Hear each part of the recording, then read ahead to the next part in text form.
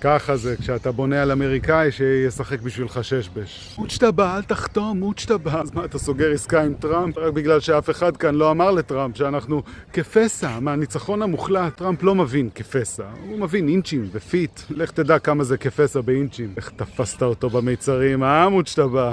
איך הוא לא חשב על זה, א' ב' בלנהל קרב. קודם כל, שומרים על המיצרים. אתה לא נכנס לקרב אם המיצרים שלך חשופים ככה. וואלה, איזה מהלך הבאת כאן. זה מזכיר לי בששבש. אתה יודע ששבש?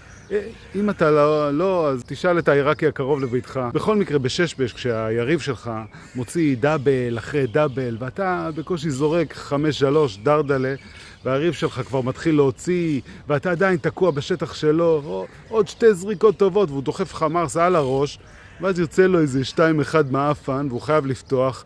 רק חיכית להזדמנות, ואתה נופל עליו, ואצלך הכל סגור, אין לו איפה להיכנס, ואתה מתחיל להוציא, ובסוף הופך עליו את כל הלוח. אז ככה אנחנו, וואלה, דאבל 2 היה מספיק לנו. היינו כפסע ממרס, ועכשיו אתה חותם עם טראמפ. ככה זה כשאתה בונה על אמריקאי שישחק בשבילך ששבש.